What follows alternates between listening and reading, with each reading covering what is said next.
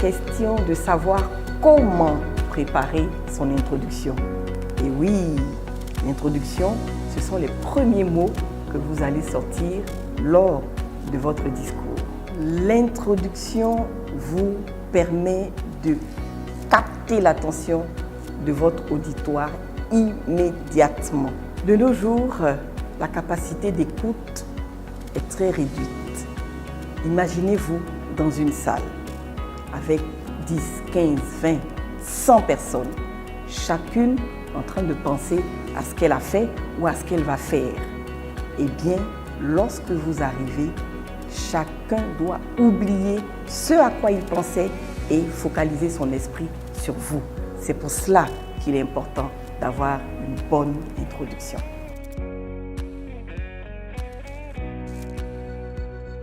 Voici quelques techniques pour développer son introduction. Premièrement, posez une question surprenante. Vous pouvez par exemple demander à un auditoire constitué d'hommes politiques: que faites-vous de votre place pour changer les conditions de vie de la population? Il y a tellement de choses à faire, mais tout de suite, l'esprit se met à tourner. Vous êtes avec des enfants, oui, parce qu'un public peut être constitué d'enfants. Les enfants, que voulez-vous devenir plus tard? Vous connaissez l'imagination fertile des enfants, docteurs et tout ça, mais vous aurez réussi de cette façon à les emmener en tout cas vers ce que vous avez prévu de leur dire. À côté de la question surprenante, il y a la déclaration ahurissante. Vous pouvez dire par exemple: l'ennemi de l'Afrique, ce sont les Africains. En principe, face à cette déclaration, que vous soyez africain ou non, eh bien, vous êtes interpellé. Un autre exemple serait, d'ailleurs, porte sur l'actualité, eh bien, ce serait de dire: le paludisme tue plus de personnes que la Covid, sachant très bien le nombre de morts que la Covid a déjà fait jusqu'à ce jour. Une citation pourrait également capter l'attention de votre auditoire. À titre d'exemple, celle de feu Félix Houphouët-Boigny. La paix n'est pas un vain mot, mais c'est un comportement. Et à côté de cette citation, je vous propose une que j'affectionne particulièrement, qui est de Albert Einstein et qui dit: ne cherchez pas à devenir un homme de succès, devenez plutôt un homme de valeur. Une autre technique consiste à raconter une histoire. Nous aimons tous les histoires et au cours de l'histoire, vous emmenez l'esprit des uns et des autres à vous suivre pour connaître la chute de votre histoire. Alors, lorsque vous racontez une histoire, c'est un bon moyen pour porter l'attention sur ce que vous dites et ne serait-ce que par curiosité, tout le monde vous écoute parce qu'on se demande: mais où est-ce qu'il nous conduit avec cette histoire?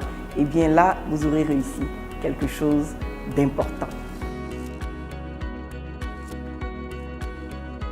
Autant ces techniques sont efficaces pour commencer un discours, autant il y a des choses à éviter. Votre question doit être surprenante, d'accord, mais elle ne doit pas être banale. Ne posez pas une question du genre: pensez-vous que les hommes sont plus nombreux que les femmes? Cherchez mieux. Poussez un peu plus la question, de sorte à vraiment susciter une réponse spontanée, peut-être muette, de votre auditoire. Ce qu'il faut également éviter en racontant votre histoire, eh bien, c'est qu'elle soit interminable. Alors, votre histoire, écourtez-la, dites-en l'essentiel et surtout, faites en sorte qu'elle soit en rapport avec ce que vous allez dire tout à l'heure. Parce que s'il n'y a pas de rapport, vous nous aurez perdu quand même un peu de temps, n'est-ce pas? Et enfin, en début de propos, ne vous excusez pas lorsque vous vous retrouvez devant votre auditoire. Il y a tellement de fois qu'on entend ou qu'on voit des orateurs dire: je m'excuse, ce n'est que ce matin qu'on m'a demandé de faire le discours, ou encore: je m'excuse, la technique nous a fait défaut. Non, nous avons attendu, nous vous avons attendu. Alors maintenant que vous êtes là, parler, s'il vous plaît.